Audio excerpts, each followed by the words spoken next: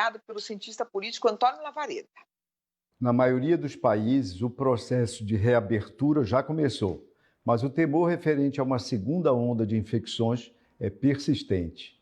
Na China, por exemplo, novos casos surgiram em Pequim e bairros inteiros voltaram ao isolamento rígido. A Coreia do Sul também registrou novas infecções, mostrando que o novo coronavírus pode ressurgir e contaminar mais pessoas.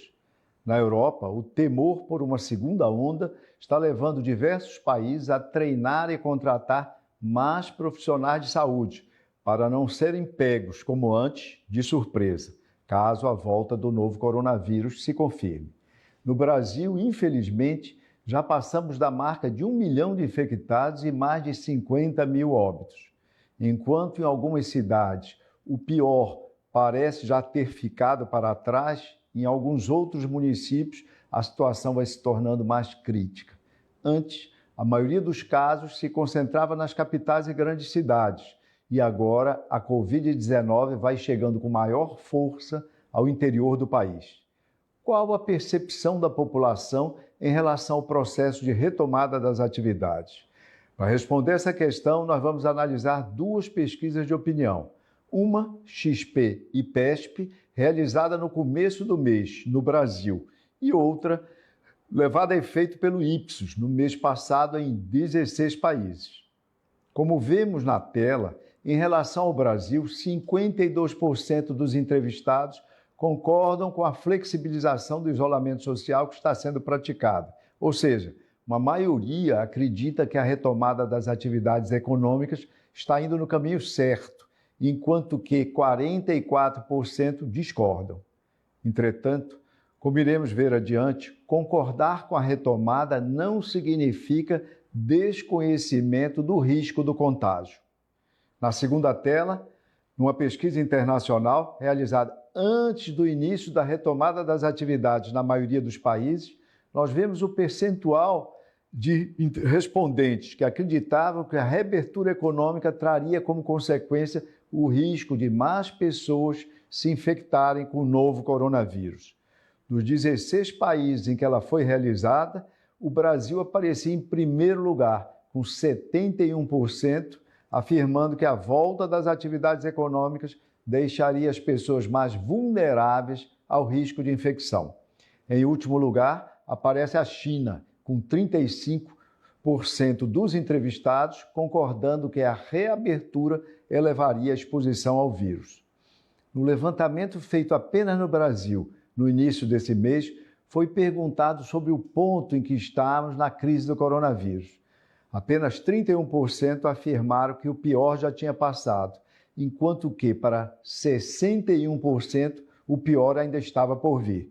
De fato, do momento da realização da pesquisa para cá, os óbitos entre nós cresceram muito. O que podemos concluir? A maioria da sociedade está ansiosa por retomar as atividades, por voltar à produção e ao consumo, ainda que não como antes da pandemia, tendo que se adaptar às novas regras.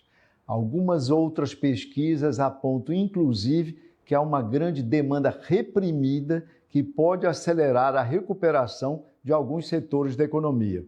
Mas esse sentimento, como vimos, convive com a insegurança, com o receio de que o pior talvez ainda esteja por vir, e só aumenta a responsabilidade das autoridades em administrar da melhor forma possível a estratégia dessa retomada, para garantir uma volta segura a esse novo normal. Doutor Mozart, eu queria começar conversando com o senhor a respeito do inquérito sorológico que foi feito, que está sendo feito na capital paulista, em São Paulo, e que os resultados preliminares foram divulgados ontem. Ele mostra que 9,5% da população da capital paulista pode já estar contaminada, já ter sido contaminada pelo novo coronavírus. Então, quer dizer, a gente tem um número que é oficialmente 120 mil casos confirmados. Com esse inquérito sorológico que testou uma amostra representativa da população paulistana, esse número salta para 1 milhão quase 1.200.000. Isso surpreendeu o senhor? A subnotificação é assim tão grande, quer dizer, a gente tem que pegar os números e multiplicar por 10 vezes? O senhor acha que isso está acontecendo em todo o país? Bom, Mônica, infelizmente essa é uma realidade brasileira, está acontecendo em todo o Brasil. Os indicadores mundiais que tem do Odometers, que é um site que faz a contabilidade de testes por milhão, mostra que o Brasil chegou em 11 mil testes por milhão de habitantes. Um número muito inferior ao que os países todos têm feito, a Itália, a Espanha, o Reino Unido, os Estados Unidos e vários países europeus. Para poder ter, evidentemente, uma subnotificação menor. E a realidade brasileira é uma realidade praticamente que você tem 2 exames realizados para cada caso confirmado. E isso, por si só, não representa a realidade da doença no país. Portanto, os estudos de soroprevalência no Brasil, como feito em São Paulo, são fundamentais para tirar a situação de escuridão que nós temos em relação ao número de casos reais e conseguir, inclusive, estabelecer patamares razoáveis de entendimento do que quais são a taxa de letalidade, qual é o real adoecimento por região e por área da cidade, que é fundamental para balizar, inclusive, as medidas de reabertura econômica. Agora, eu queria perguntar para o senhor, antes da gente passar, porque eu sei que tem vários inquéritos sorológicos que a gente pode comentar aqui, né, doutor Mozart? Mas, assim, de que adianta a gente saber se o Brasil tem tido pouca capacidade de fazer o isolamento? E se a gente chega numa situação, a gente tem uma situação econômica muito diferente de alguns países desenvolvidos. Quer dizer, a gente chega numa situação em que a gente não consegue mais, talvez, ficar em casa de verdade, manter taxas de isolamento tão grandes, manter a economia com a roda tão presa. Então, o que muda, saber ou não, o percentual de pessoas infectadas? Eu queria que o senhor esmiuçasse um pouquinho mais essa questão para a gente entender. É muito importante, porque a partir do número de pessoas infectadas, nós podemos entender a realidade das chamadas pessoas expostas e dos susceptíveis. Se numa determinada região da cidade o número de susceptíveis ainda é muito elevado, isso significa que se as ações de reabertura econômica promoverem uma situação de pouco isolamento social e pouco distanciamento, as pessoas andando sem usar máscaras, e, evidentemente, sem guardar o distanciamento social, com certeza você vai ter uma segunda, uma terceira onda ainda mais forte que a primeira. Os estudos de prevalência nas cidades do mundo têm mostrado grandes diferenças. Por exemplo, Nova York mostrou um patamar em torno de 20% de número de expostos lá na cidade de Nova York. Em Madrid, 11%, em Wuhan, 10%, em Londres, em torno de 12%. As cidades brasileiras estão mostrando, como o caso de Fortaleza, que teve um estudo essa semana passada que mostrou 14%, São Paulo agora com 9,5%, a Baixada Santista, que saiu hoje, toda a região metropolitana da Baixada Santista com 6,6%, mostrando esses patamares. E isso é muito importante para que a gente entenda a dinâmica da transmissibilidade e estabeleça patamares de mudança e de abertura da economia, mas com controle e acompanhamento. E aí 2 questões são fundamentais: a questão da rastreabilidade da transmissão viral, o aumento da capacidade de testagem e o acompanhamento dessas ações a partir de uma linha de base, que no caso brasileiro é o estudo de soroprevalência. Quando o senhor fala rastreabilidade, quer dizer, significa mapear os contatos e conseguir isolar pessoas que tiveram contato com pessoas infectadas, é isso? Entender, quando você faz, por exemplo, estudos sequenciais, qual o tamanho do aumento do percentual de pessoas acometidas pela doença numa determinada região e quais os fatores que podem ter influenciado, por exemplo, em relação à diminuição do isolamento social, a determinadas medidas de reabertura de setores da economia e que podem ter gerado um maior número de adoecimento. E fazer isso com precocidade, através do aumento da capacidade de testagem do RT-PCR, associados às medidas de soroprevalência, que olha o nível de exposição e quem adoeceu no passado, para que possa ter um controle maior dos contactantes diretos dos casos positivos e, com isso, evitar que haja um maior padrão de transmissibilidade elevada da doença, com o chamado RO, que é um nível de transmissibilidade muito grande e que faz com que haja um adoecimento de um número de pessoas enorme ao mesmo tempo, que explode, como se diz, e leva à falência da capacidade do sistema de saúde de ofertar atendimento adequado. Quando o senhor fala RO, quer dizer, só para o nosso espectador entender direitinho, é quanto cada pessoa está transmitindo, para quantas pessoas ela está transmitindo naquele momento, não é isso? Exatamente, é a taxa de transmissibilidade, que o Brasil chegou a ter durante um período a maior taxa de transmissibilidade do mundo, perto de 3, 2,8, através de estudos que demonstraram com o modelo matemático reverso. Hoje, o dado do World Methods de hoje mostra que o Brasil teve o maior número de casos iguais aos Estados Unidos nas últimas 24 horas. Portanto, a epidemia aqui, nós estamos realmente como o epicentro da epidemia a nível mundial. Agora, doutor Mozart, quanto por cento, afinal, das pessoas tem que se infectar para que a gente tenha a chamada imunidade de rebanho? Aí a gente vai passar para o segundo ponto, sobre realmente a credibilidade, né, dessa imunidade, se realmente as pessoas estão ficando imunizadas mesmo. Agora, imaginando que sim, que as pessoas que pegaram o coronavírus já podem ter uma imunidade, pelo menos por um longo tempo. Quanto por cento? Porque existe aquela questão também de faixa etária, né? De você imunizar um percentual grande das pessoas que circulam mais. Quer dizer, como é que são feitos esses cálculos? Se eu vou pegar aqui São Paulo, 9,5% da população imunizada, isso é suficiente já para o vírus passar a circular com menor velocidade, ou a gente ainda vai ter que ficar no vai e volta, entrando e saindo nessa questão da retomada econômica? Veja, Mônica, esse patamar de 9,5% mostra que é um percentual elevado da população, sim, já exposta ao vírus. Mas você viu aí em São Paulo que tem regiões diferentes. Tem regiões da Zona Leste que tem 12%, tem regiões em São Paulo que tem 6,6%. Portanto, é preciso olhar para essas regiões de forma diferente, porque o número de pessoas suscetíveis é diferente, consequentemente o risco de uma segunda onda é maior. É preciso que a gente acompanhe esse movimento e possa ter, evidentemente, um olhar muito específico para cada área e o padrão dessa transmissibilidade nas mais variadas regiões. A imunidade de rebanho, ela só é alcançada, de acordo com estudos anteriores e epidemias e pandemias anteriores, em torno de 70% da população.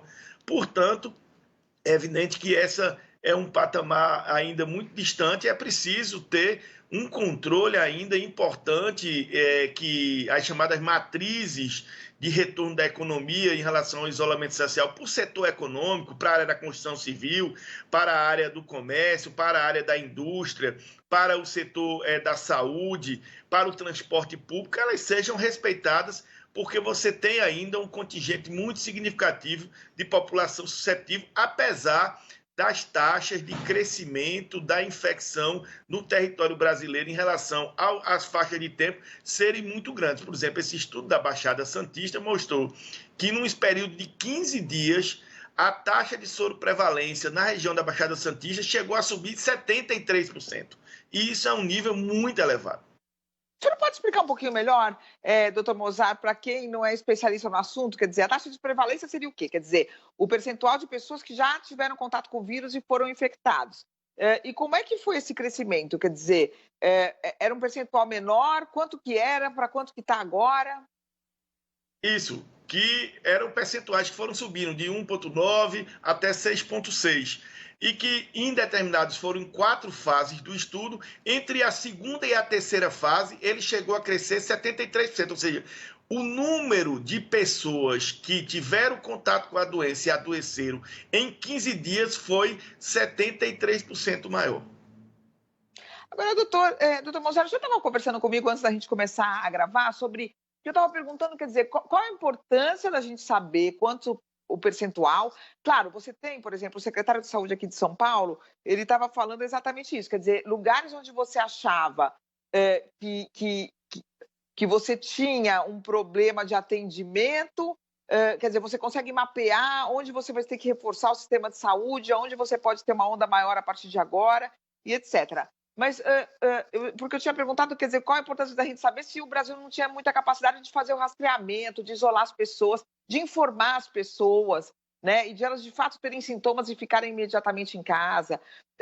Agora, o senhor me falou que quando as pessoas testam, mesmo que elas não tenham sintoma, elas passam a ter mais cuidados e que isso pode também ser um fator que ajuda. Eu queria que o senhor me esmiuçasse um pouquinho mais isso. Não, sem dúvida, nós tivemos essa experiência lá em Fernando de Noronha, num estudo de segmento que nós estamos fazendo de 1 ano, já teve a primeira fase, com uma testagem muito efetiva. Fernando de Noronha é o segundo, se fosse um país, seria o segundo país do mundo com o maior patamar de testagem, só perdendo para Mônaco. Fernando de Noronha tem 330 mil testes por 1 milhão de habitantes. E com isso nós conseguimos realizar o controle da pandemia na ilha, podendo, evidentemente, estabelecer toda a testagem dos sintomáticos e também de todos os contactantes diretos. Flagramos vários casos assintomáticos e com isso realizamos as ações de bloqueio e isolamento. A testagem em massa, acompanhada de um modelo de vigilância do contato e rastreamento efetivo, é fundamental com o isolamento social para o controle. E é isso que, evidentemente, está se buscando. Por exemplo, o Reino Unido, Mônica, no início de abril, fazia 10 mil testes dia. E montou em 35 dias uma plataforma em 3 megalaboratórios no Reino Unido, distribuídos, alterando, inclusive, o patamar de sua testagem para cerca de 120 mil testes por dia. O Reino Unido hoje tem 220 mil testes por 1 milhão de habitantes. Ou seja, aliás, 220 mil testes para cada milhão. Então, isso tudo mostra Nós temos quanto? Nós temos quanto? Eles têm 220 mil para cada milhão? De habitantes. Nós temos 11 mil por cada milhão de habitantes. Sim, é uma diferença. 11 mil por cada milhão de habitantes. O senhor ia concluir, eu cortei o senhor. Desculpa. Não, que lá em Noronha nós observamos isso. Na medida que você tem a testagem e que as pessoas sabem que tem um caso positivo, que estão positivos para a doença, que podem contaminar seus familiares, seus amigos, seus colegas de trabalho, elas têm uma tendência a ficarem armadas na quarentena, a respeitarem isso melhor, a ter uma obediência maior às medidas que são estabelecidas pela autoridade sanitária.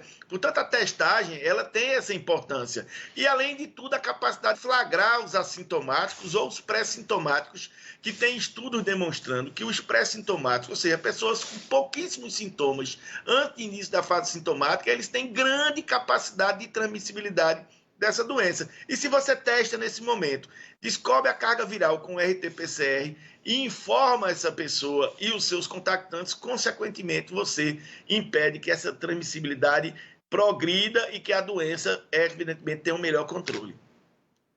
O senhor estava falando, eu só queria, antes de passar para um novo assunto, a gente esmiuçar um pouquinho mais essa experiência de Fernando de Noronha.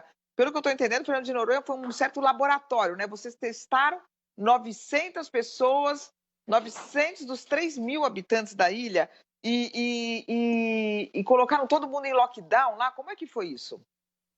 Isso, a partir do momento que a ilha começou, nós começamos esse trabalho de monitoramento da ilha a partir do dia 12 de março, e no dia 20 de março houve o bloqueio da entrada de turistas na ilha de Fernando de Noronha, e nós fomos monitorando os casos positivos, que inclusive começaram por um funcionário da área de segurança do aeroporto de Fernando de Noronha. E nós fizemos o bloqueio e as ações de testagem de todos os seus contactantes diretos, e com isso nós testamos mais de 170 pessoas e conseguimos isolar 28 casos positivos, sendo que o último caso foi no dia 21 de abril. O governo do estado e a administração da ilha de Fernando de Noronha tomaram medidas importantes em relação ao chamado lockdown, inclusive com uma autorização eletrônica que foi estabelecida para que os moradores pudessem ir somente a supermercado, farmácia e banco com autorização da ilha. E com isso nós conseguimos monitorar, por exemplo, que o grau de deslocamento na ilha foi de cerca de 300 pessoas por dia, ou seja, somente 10% da população teve um dia de mobilidade durante esse período de lockdown. Isso teve uma força de segurança aumentada na ilha para poder, evidentemente, vigiar essa movimentação, a participação da população. Isso está, inclusive, descrito, Mônica, nesse estudo da Oxford, que saiu ontem, falando sobre as medidas de isolamento e, inclusive, criticando alguns aspectos de cidades brasileiras que não estariam preparadas ainda para as medidas de reabertura econômica. E ele cita, no caso de Pernambuco, as medidas adotadas em Fernando de Noronha, inclusive de caráter restritivo importante, ou seja, a soma de testagem em massa, ações de bloqueio e vigilância importantes, com isolamento social efetivo, foi responsável por a gente conseguir estabelecer o controle da pandemia na ilha de Fernando de Noronha e, como você disse, um grande laboratório para uma série de medidas que estão sendo colocadas e vão ser transpostas aqui para o continente, para o estado de Pernambuco. Nós estamos ultimando Agora... aí o estado de Pernambuco. Pois não? Não, pode falar, pode falar. Uhum. Nós estamos ultimando aí o estado de Pernambuco a aquisição de duas máquinas totalmente automatizadas de RT-PCR, que vão ficar no Laboratório Central de Pernambuco, em articulação com a Fundação de Amparo à Pesquisa do Estado, que nós, com a equipe de pesquisadores, vamos analisar a produção dessas duas máquinas em relação a 120 mil exames, todos os insumos e reagentes já estão vindo também junto com as máquinas, e isso vai quadruplicar a produção e a capacidade diária, Mônica, de RT-PCR. Isso vai ser fundamental, porque com isso você vai poder começar a fazer o teste dos sintomáticos leves, das pessoas contactantes diretos dos casos sintomáticos, e vai conseguir ampliar o diagnóstico precoce da transmissibilidade da doença e fazer um rastreamento adequado. Doutor Mozart, eu queria voltar para esse estudo de Oxford, porque eles citam Fernando de Noronha, mas Fernando de Noronha é literalmente uma ilha, né?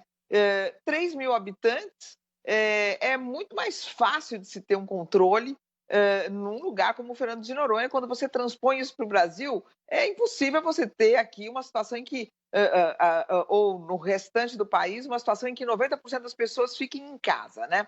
Então, partindo desse pressuposto, quer dizer, a gente vê nesse estudo de Oxford que eles dizem que cidades como São Paulo, Rio de Janeiro, Salvador, Manaus, Porto Alegre, eu não sei se Recife também estava no meio, quer dizer, um conjunto de cidades importantes, que eles dizem que não seguiram os parâmetros, não estão enquadradas nos parâmetros da OMS, a Organização Mundial de Saúde, para terem uma retomada econômica, por vários motivos. Um deles era, inclusive, eles falavam da desinformação das pessoas, né? Que mesmo pessoas que eles pesquisaram, que tiveram os sintomas e que tinham Covid, saíam de casa para algumas atividades, mas saíam, não por maldade, mas por desinformação mesmo, e que pessoas que eram com sintomas leves também, enfim, e mesmo assintomáticas, enfim, que havia uma pouca compreensão, há pouca compreensão sobre medidas que você tem que decidir sozinho fazer. Então, eu queria que o senhor comentasse um pouquinho esse estudo e se a gente, de fato, não está retornando cedo demais e se não pode ter uma surpresa ruim daqui a pouquinho, nessas cidades que retomaram as suas atividades. É um risco, Mônica, sem dúvida que é um risco. É preciso estar sempre muito vigilante.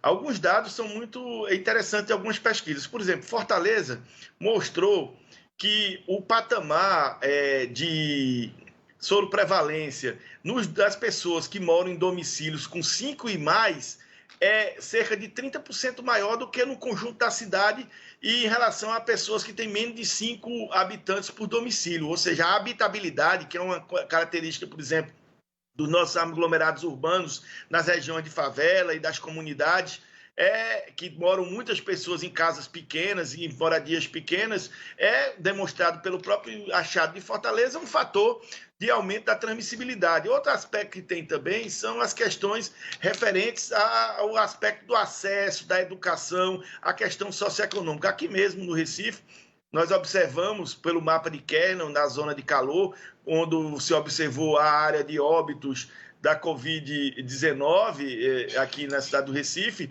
a área da cidade onde tem a maior concentração de óbitos são as áreas da cidade que são muito parecidas com a área de concentração dos óbitos por câncer de colo de útero, por exemplo, em 10 anos. Uhum. E o que é que teria de proximidade entre uma questão e outra? A questão dos determinantes sociais, ou seja, os aspectos referentes às condições de pobreza, educação, as condições socioeconômicas, sendo efetivamente determinantes, infelizmente, para o maior padrão de mortalidade das pessoas. Aí mesmo na cidade de São Paulo, tem um estudo mostrando que na medida em que você aumenta a idade e diminui as faixas de renda, você concentra muito fortemente o padrão e aumenta a taxa de mortalidade geral das pessoas na cidade de São Paulo com menos de 3 salários mínimos e na medida em que a idade vai aumentando. E isso, é claro, tem um componente socioeconômico importante. Eu concordo que a situação brasileira ela é muito diversa do resto do mundo, tem fatores de complicação no nosso padrão de habitabilidade, de condição socioeconômica, de renda, empregabilidade, que deixa ainda muito mais difícil se adotar e se respeitar as medidas de isolamento social. Mas eu acho que tem que ser um investimento sempre permanente das autoridades e no sentido de acolher e tentar garantir medidas protetivas para a população e de acolhimento na área social para que elas possam disponibilizar também da condição de se proteger. O mesmo estudo de Fortaleza mostrou que determinadas regiões da cidade que têm um patamar de renda mais elevado tiveram 4,4% de soroprevalência e outras áreas de Fortaleza tiveram 22% de soroprevalência. E o que é que diferencia essas regiões? Regiões de mais alto poder socioeconômico. Possivelmente as pessoas puderam exercitar o isolamento social, se proteger, usar máscaras, ter uma série de condições de ferramenta que diminuísse a capacidade de transmissão e de contaminação da doença. Então, esse realmente é um fenômeno brasileiro. Agora, uma coisa que precisa ser colocada de maneira muito clara.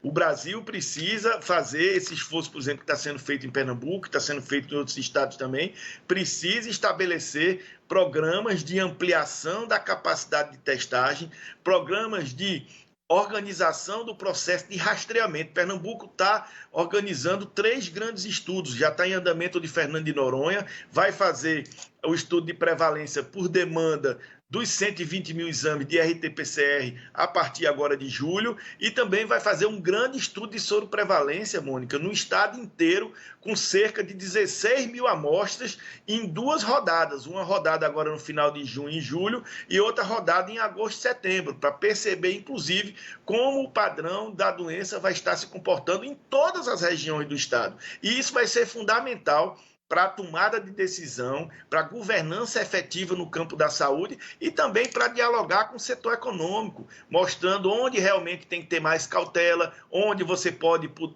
ter uma atuação de maior celeridade na reabertura dos setores e, claro, tudo isso acompanhado das chamadas matrizes setoriais de distanciamento social que estabelecem o novo normal. E ainda tem uma discussão do chamado cartão imunológico ou passaporte imunológico, que é extremamente controverso e que nós estamos discutindo, inclusive, para a reintrodução do turismo na ilha de Fernando de Noronha, uma série de critérios para essa reabertura, porque a ilha de Fernando de Noronha tem 95% da população susceptível. Se não tiver regras de entrada, de reintrodução do turismo lá, você pode ter uma contaminação em massa daquela população. O que hoje protege Fernando de Noronha, amanhã poderá ser, inclusive, fator de risco. Doutor Mozart, eu queria conversar um pouquinho mais sobre essa questão do cartão de imunidade, né? Hoje mesmo, que seriam as pessoas que já se expuseram ao vírus, já foram contaminadas e que, portanto, estariam livres para circular por todos os lugares, não teria mais risco de elas contraírem a doença e nem de passar para ninguém. Eu estava conversando hoje com cientistas da Fiocruz que estavam chamando a atenção sobre essa questão de que não está garantida essa imunidade, né? De que quando você coloca em laboratório e tudo, você pega o plasma dessas pessoas que já foram contaminadas, coloca sobre células, coloca em contato com o vírus novamente, 1/3 não se mostraram imunes, né? 1/3 sim, e 1/3 aí em dúvida, indefinido. Então, isso não é também uma garantia e talvez a gente fique muito tempo com essa realidade, com essa espada sobre a nossa cabeça, não é isso? Mônica, veja, essa questão ela é extremamente controversa. Nós temos estudos, como se diz, para todos os gostos. Nós temos estudos do Instituto Pasteur, do mês de maio, que apontam que mesmo com um padrão de pouco sintomático ou assintomático, você teria produção de anticorpos e uma certa imunidade temporária. Nós temos estudos mostrando que tem padrão de demora para a chamada soroconversão, ou seja, a pessoa que teve contato com o vírus e que desenvolveu um anticorpo que a protege futuramente e que a partir da idade de algumas certas condicionantes demoraria a fazer essa soroconversão. Tem outros estudos que demonstram que se você teve acesso a uma carga viral, teve contato com uma carga viral pequena e que tem algumas alterações no seu sistema imunológico, não gera soroconversão ou essa soroconversão ela é muito demorada. Existe também um debate muito forte acerca de qual é o padrão de imunidade em relação aos chamados anticorpos SARS neutralizantes, aqueles que efetivamente conferem imunidade contra o coronavírus. E quanto tempo essa imunidade poderá demorar? Aquilo que se tem, evidentemente, de certo domínio até agora é que essa imunidade temporária ela está na categoria de meses assegurada. Saiu um estudo que, inclusive, assustou um pouco agora, lá da Universidade de Chongqing, lá na China, mas era um N pequeno, com 74 pacientes, colocando claramente alguns aspectos de que os assintomáticos diminuiriam mais rapidamente o seu IgG, que é a memória imunológica, que conferiria o tal cartão imunológico, e que também tiveram uma menor carga viral. Isso ainda precisa de melhor evidência, de melhor condição. O que, na verdade, se tem é que a possibilidade das chamadas reinfecções não está totalmente estabelecida. Tem 2 casos, inclusive, de médicos aí no Brasil, um está em São Paulo, aí no Instituto do Coração, que se trata da perspectiva de uma reinfecção, mas isso não está totalmente documentado. Pode ser que tenha sido fruto, inclusive, da primeira infecção, a continuidade do quadro clínico. De toda maneira, o mundo inteiro está debruçado sobre isso, porque enquanto você não tiver a vacina, esses instrumentos de contact tracing e de teste para determinação do perfil imunológico da população vão ser realmente o grande elemento de domínio e compreensão da doença acerca das possibilidades das políticas de reabertura econômica e de monitoramento de grupos populacionais ou mesmo grupos de emprego. Se você tem, evidentemente, uma loja com cerca de 100 trabalhadores, uma grande loja varejista, é fundamental que você entenda qual é o perfil imunológico desse conjunto dos seus trabalhadores, estabeleça mecanismos de rastreamento de contato entre eles, no momento em que eles possam, por exemplo, ter algum nível de convivência, refeitório, etc., e que você possa acompanhar a possibilidade do adoecimento coletivo.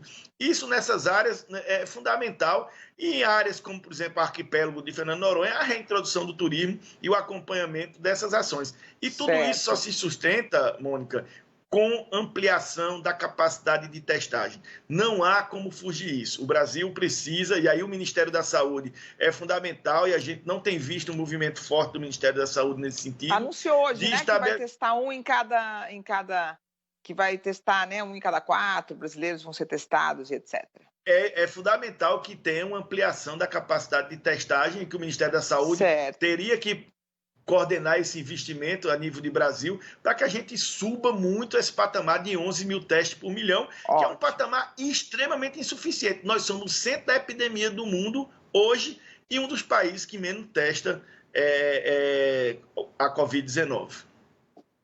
Bem, doutor Mozart, muito obrigada por o senhor ter aceitado o nosso convite, obrigada por essa aula. Vou convidar o senhor para voltar mais vezes aqui para a gente discutir, espero que temas menos preocupantes, doutor Mozart. Muito obrigada por ter aceitado o nosso convite. Grande abraço, Mônica. Abraço a todos vocês. E você pode assistir o programa de hoje e a todos os que já foram ao ar no site www.bandnewstv.com.br. Muito obrigada pela companhia e até o próximo Ponto a Ponto.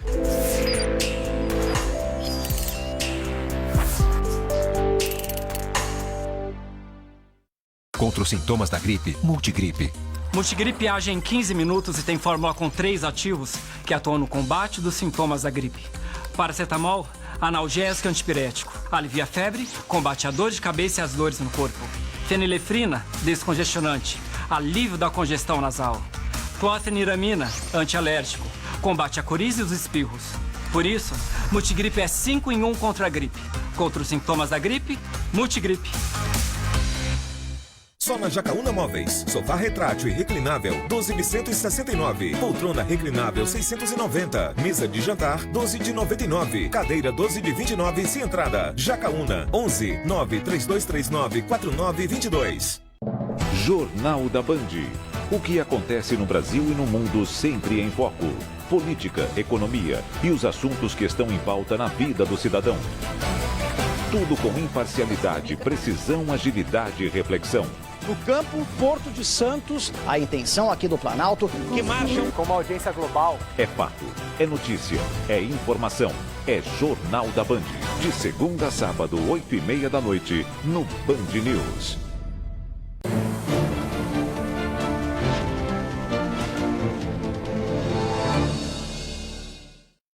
Olá, assinante do Band News. Está começando agora a coluna Giro Business. Meu entrevistado, o presidente da Enel X Brasil, Francisco Scrofa. Francisco, uma alegria tê-lo no Giro Business, principalmente pelo ineditismo da pauta. Uma pauta nunca dita, nunca discutida, nunca trazida ao Giro Business, que é a eficiência energética.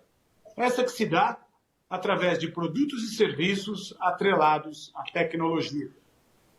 Aproveitando a sua companhia e querendo levar, como é a nossa missão, conhecimento ao assinante do canal Band News, eu queria que você comentasse pontualmente com relação às cidades inteligentes. Uma tendência e um projeto bastante importante, principalmente para as grandes cidades. Fique à vontade, Francisco. Obrigado, Sérgio. Como você sabe, temos grandes tendências relacionadas com as grandes metrópoles no mundo, especificamente também em São Paulo, no Brasil, não? Para 2050, 60% das pessoas morarão em cidades.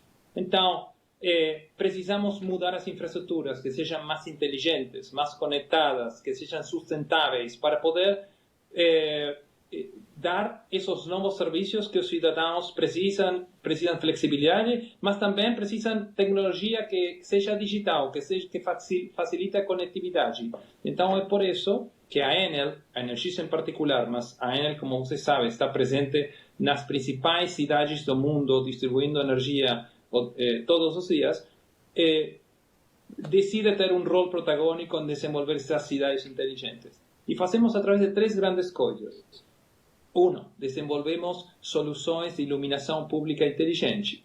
E você pode dizer, solução de iluminação pública parece algo bem simples, mas a iluminação pública é a base da Smart City, porque o posto de luz é o início da sensorização, da internet das coisas, da conectividade, das câmaras de segurança conectadas ao nuvem, e os olhos da cidade inteligente na rua. É o início da base de cidades inteligentes. Outras 2 coisas que a gente desenvolve são grandes inversões em fibra óptica para conectar todos os ativos que temos na rua, e também estamos trazendo para o Brasil os grandes projetos de transporte público elétrico, onde a gente consegue complementar o conceito de cidade inteligente com transporte público sustentável e limpo, para que a cidade seja cada vez mais sustentável.